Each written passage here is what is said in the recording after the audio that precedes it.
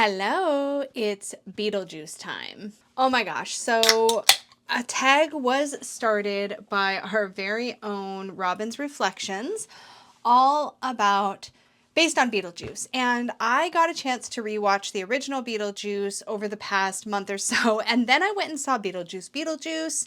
Yes, I know I just said it 3 times. We're just going to see what happens. But in any case, I had so much fun rewatching the original and going to the theater.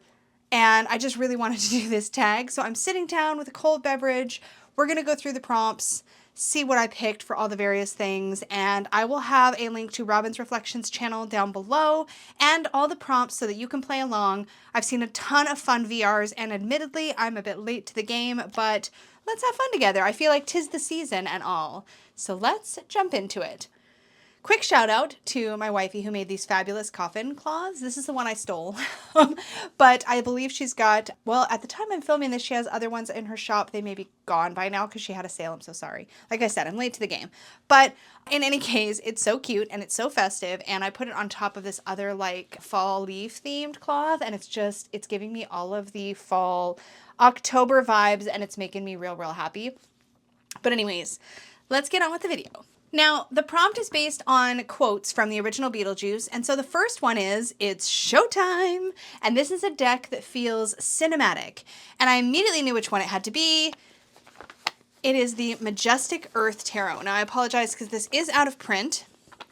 However, we can always hope it'll come back. I adore this deck. It is so beautiful, and when I think cinematic, I think of people who make these videos that like have these vast landscapes or that zoom out like with drone footage and stuff. And man, nothing quite does that like the Majestic Earth Tarot. And this is based on fine art, like landscape art. And yet, despite it being landscape art, at first glance, it looks like it's going to be quite empty. But when you look closer, there are people in virtually every card, if not every card.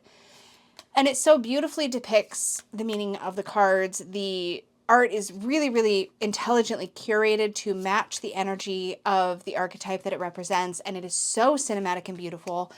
This is one of the decks that when I pull it out and look through the cards, or when I read with it, it's just instantly very calming. It slows me down, and I find that environmental decks tend to do that for me. So decks even like the Tildwick Tarot would be another one where it takes you into an environment and sort of guides you through that space. But I just absolutely love the Majestic Earth. Like, it is just breathtaking, and it literally is so aptly named and absolutely gorgeous. But like, this is what I think of when I think of cinematic. I think of these like big zoomed out images that are just beautiful, and I can almost hear the music that plays along with this like quote unquote footage, right? It's just gorgeous. So that may not be quite the spirit of the question or the prompt, because I think maybe it was looking for something more movie themed, but like, gosh, this feels cinematic to me for sure. So that is my prompt, or my answer for the prompt. It's Showtime, a deck that feels cinematic. I love this deck so much. I need to flip it. Okay, the next prompt is, I'm the ghost with the most. And this is meant to be a ghoulish deck, and I have only one that I feel like properly fits this category. Like, I could have gone cute with like the Boo Tarot, but that doesn't feel ghoulish to me. It's definitely got ghosty vibes, but not necessarily like ghoulish ghosty vibes. But I do have and absolutely adore the Zombie Tarot. This will probably forever be my favorite deck for Halloween. As much as there are other decks that I just love based on their look or their vibe, nothing quite scratches the itch for me as the Zombie Tarot does. There we go. Now, this copy I actually edged in I used like red, but then I also used this like vintage, what do you call those vintage ink pads? I forget what they're called. But anyways, I used a black vintage ink and kind of stamped it all over, putting extra attention on like the corners and kind of all over to give it this like almost like dried blood look. It's one of my favorite deck mods. I love how it turned out. But anyways, so the Zombie Tarot is absolutely ghoulish because of course we have zombies all the way throughout it. But it is so freaking funny and clever. The tarot associations are incredibly well done in this deck. Truly. you can really see the meaning. And this deck has taught me things about the meanings just because of its clever take in some of the cards. It's just a wonderful deck. I absolutely adore it. I look forward to pulling it out. I don't tend to read with it throughout the year because, well, I just don't. I'm just not that type of person. I'm very much thematic with this deck. However, it was wonderful during the pandemic. I felt like it was the best for pandemic readings, and I did not originate that idea. I don't know who did, but somebody said it in probably the Supportive Tarot Facebook group that I run, and I probably saw that comment and was like, yes, and tried it, and that's where I got it from. I'm not 100% sure. I don't remember. It was a while ago, but this was just a wonderful companion for that. And so I feel like this is really good if you feel like you're in a kind of an apocalyptic space. It doesn't have to be a pandemic, but if you're in an apocalyptic space, this definitely works very, very well in that circumstance. It kind of focuses, I think, on survival and adaptation in ways that are really useful in those sort of situations. However, otherwise, I think it's wonderful to pull out at this time of year when things are all a little bit dark and spooky, but it's actually quite fun and funny and playful as well. And I don't know that that's something you would normally think. I have seen other zombie tarots. They tend to go a lot more dark than I would personally enjoy, but this one is like the perfect blend of like kitsch and humor and fun and also zombies. Like, who knew? But it's really wonderful, really, really wonderful, and I absolutely adore this deck. And it's inexpensive. It's, as far as I know, it's still in print and it's inexpensive, and I really recommend it. When I saw the prompt, I myself am strange and unusual, a deck that's weird but lovable, I knew immediately what the right deck was. Like, this is the epitome of this deck. And it is the Tarot of Curious Creatures by Chris Ann Donnelly. Are you kidding me? This is one of those decks that I thought, oh my gosh, no. I had a viscerally negative reaction to it initially. And isn't it funny how sometimes the decks, at least for me, the decks that I've had that reaction to turn out to be like the most beloved, and this was one of them. I really need to edge this, and I definitely think I'll edge it in red. I just think that would look really, really good, but I haven't done it. I've been really lazy about deck mods in general for a long time now. I kind of just take my decks as they come, but I do miss taking that time to mod them. If I just had more time in the day. But anyways, I'm showing you the backs, like that matters. Okay, so the Tarot of Curious Creatures is such a charmer. It is the only tarot deck that has ever made me, like, just charmed the pants off me in a way where it felt like it was like, and it was already full of life. These characters have so much personality. And yes, it is intensely weird to have an animal head slapped onto a human body with sometimes very little transition. But something about the bold colors and the wild, zany outfits and the kind of almost retro vibe to a lot of this deck just does something in my brain, and it almost like tickles my brain. I don't know how else to describe it, but I feel like these would be just the wildest characters, and they are absolutely strange, unusual, weird, and lovable. Like, look at her. Just look at her. And one of the things that I actively kind of dislike, I would say, is that I feel like these characters should have had a much wider variety of body shapes and sizes. However, there's something about what was done here, even with that being the case, that I just freaking love it. I could not love this deck anymore. I love the way it pops out of its borders, and it feels like it's coming at you. And I feel like, I've said this before, but this feels like one of those decks that you just can't help but sort of accidentally pathwork with. Like, you can't help but have a conversation with these characters. At least I can't. Each one has a very unique voice, and I think it's so special, and I love it. I love it. If I ever didn't have this, I would repurchase it in a heartbeat, because it is just, it's wonderful. And I don't say that lightly, because I actually don't have very many Hay House decks that have managed to stay in my collection, usually because I don't end up getting on with the cardstock, but this one has actually held up very, very well. And it feels like the exact same cardstock as their other stuff. So this one, for some reason, likes me. A lot of the other ones don't. And guys, remember that some of that is just my environment, but some of it, I don't know. I don't know if it's just, I don't know. But this, man, this is just the best deck. I love it so much, and it's such a good reader for me. So yeah, Tarot of Curious Creatures is just the best for I myself am strange and unusual. The next prompt is My Whole Life is a Dark Room. That is a deck that's photographic, or a deck that feels like you're looking into a photo.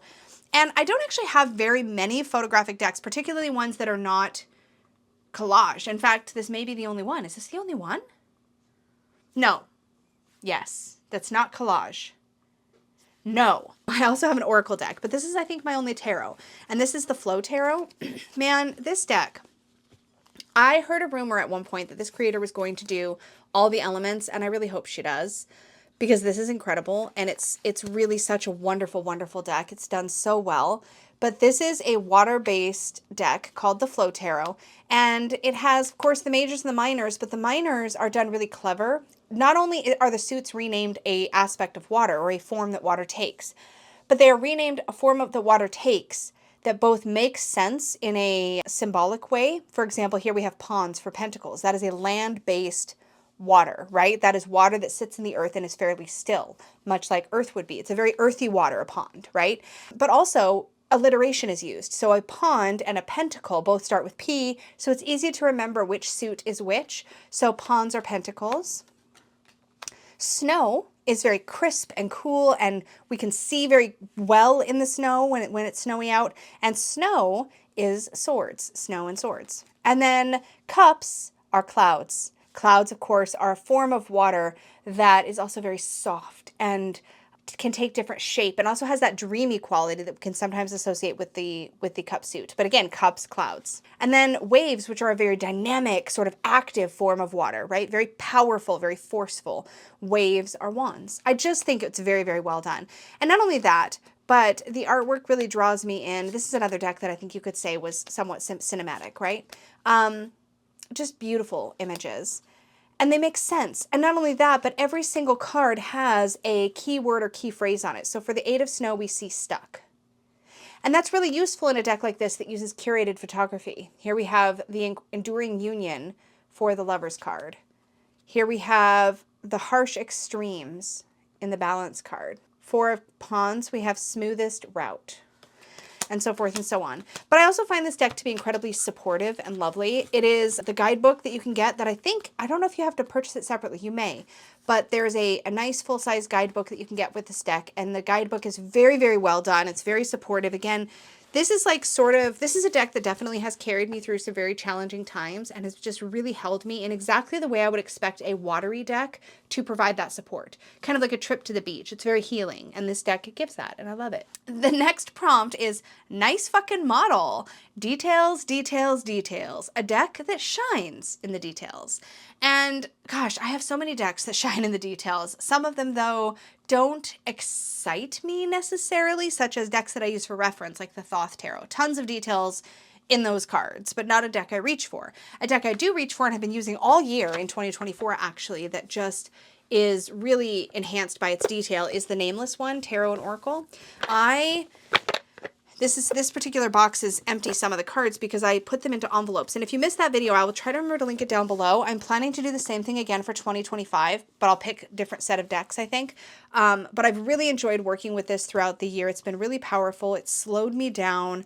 It's been just incredible. But anyway, this deck is such a luxurious experience, first of all. And it does have both tarot and oracle cards, and the guidebook that comes with the cards is chunky and substantial and definitely everything you need to work with this beautiful deck. And this deck is an investment in the sense that it's pricey. But oh my gosh, y'all, the production value, everything is beautiful. The cards are big and gorgeous and glorious. These are the oracle cards. And it's called the Nameless one because, of course, we don't have titles on the cards. But I will tell you, as somebody who that can often be a stopping point for, this deck does it very well. So here, for example, we have the 10 of Swords, right? We have the alchemical symbol for air right here in the sigil. We have 10 dots, so we know that this is the 10 of Swords. But also, you can tell by the image, right? There are 10 scythes, or yeah, these are scythes, all in a row. And we've got the Viper. The artwork itself is very powerful, and I think sometimes people see this deck and think that you kind of either have to work with the sigil or try to like see the image without being distracted by the sigil. I don't find the sigil distracting. And I've talked about this in a video. I did a super deep dive of this deck. But what I find happens is it's almost like camera focus. And like I either find my eyes focus on the symbol, or I kind of look past it and this kind of fuzzes out and I look at the image, and I find that very easy to do. And I don't know if it's because the sigil is in white and the artwork is darker. I don't know if it's because the artwork is just so clearly defined, but I'm kind of in a lowish light. You can't tell that because I'm in studio lighting, but to my eyes, this is not the brightest light in front of me, and yet I can see these images so clearly. And there are other decks that I feel like are brighter than this that I struggle to see the imagery. So there's something about the quality of the art, right?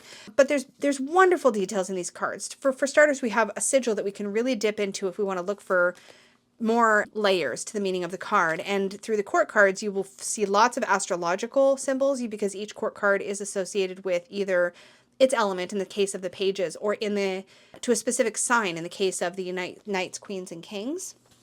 There are so many layers you can work with this particular deck, and I just find it to be incredibly powerful, really beautiful, and I really enjoy it. And then if you want to take it even further, if you really want to talk details and you want to go even deeper with it, which I did and do, you can also work with the beautiful grimoire. Now, I don't know if this is still in print. I think it is, and I hope and think you can still get the grimoire. I hope so because it is stunning. Also, this bag that you get with this deck is just gorgeous. Like, there is so many wonderful details that make this feel very, very special. The Nameless one is incredible. Let me just show you the grimoire, though, because holy cow, I can't even get the whole thing on frame, I'm pretty sure, but it comes in a sleeve. And oh my goodness. So this year, because I've been working with these cards, whatever cards I pull for the month, I do read the grimoire pages about that card. So you have, first of all, a huge photo of the artwork, but then you get, this is the same, this page here is, I think you also get in the smaller guidebook. And then same thing with this page here, which gives you like an overview, upright and reversed, and some prompts. But then you also get a deep dive into the symbology of the card. So every single thing is explained in detail. Look at all these pages on this one card. It is a lot, okay? And it is absolutely stunning. So this is the Nameless One Companion Grimoire. Again, this was a pricey combo, obviously, but I have not regretted it for a second. And there are decks that I've spent less on that I can't say that about. So I think this is really special, and it definitely shines in the details. I also backed this creator's Children of Litha and Children of Ostara. I can't remember which is the older and which is the newer. I managed to not get the older one initially, and then she launched the Kickstarter for the newer one. I backed both. I'm excited to get both. I can't wait. The next prompt is, I don't think we survived that crash. A deck that brings the harsh truths into the light. Now, there's obvious ones I could pick here, like the Deviant Moon Tarot, which I use for this kind of work, but I think one that really deserves the attention the mostest is the Reclaim Oracle. Now, this is my beloved first edition Reclaim. I am so attached to this particular deck. The bag is perfect for it, and the creator sent me this really sweet little emotional baggage patch, which Peggy sewed into onto my bag so that it would kind of dangle like a charm here. And I absolutely am obsessed with this deck. It is so unique and so completely special. And like I said, I am very, very attached to my first edition. Now, at the time I'm filming this, there's a Kickstarter open for a new edition. I'm not sure when this video is going up, though, and I think that Kickstarter may or may not be over by the time I share it here in this video. But the deck has grown since the first edition, so I can't remember how many cards. Will this tell me in the guidebook? Are they numbered? I don't think they're numbered. I don't think it says on the box. I want to say it was like 80-ish originally. But I mean, like, the guidebook's not even like this anymore, where it's all like handwritten. And it's so cool. It feels like you're getting a peek almost into like a diary. It's really powerful. And these write-ups, of course, are still here, but I don't think this handwritten version is still here. It's really special, this edition. Anyways, the punchline of this is that this is an emotion deck. So it names an emotion. So here we have peace, and then it illustrates that emotion. And I find this really, really powerful when you're trying to name emotions, or when you're going through something and you want to dig into how a particular emotion is affecting you on any given day. It is a very, very potent deck for self-awareness, for personal growth, for healing, but also specifically for shadow work. There was even a little zine. In fact, let me grab that. Yeah, Marion did this little zine, How to Do Shadow Work and Heal Yourself.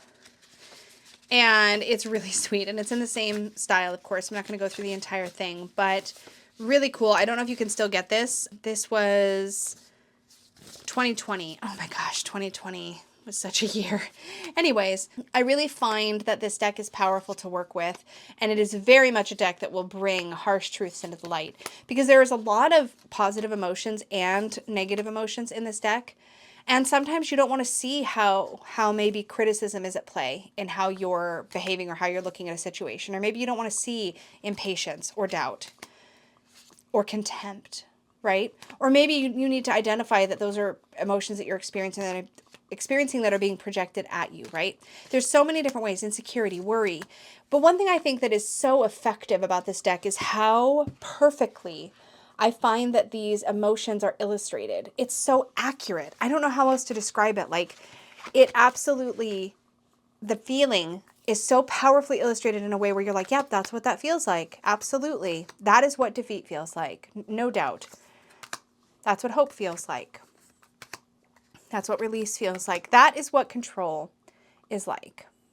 It is so hard to describe. Something like this feels like a gift to the universe. Like, it feels, it's incredible. Anyway, I also don't think the cardstock's exactly the same on later editions. The first edition has a lovely rose petally finish that I personally love, especially now that it's nice and worn and broken in.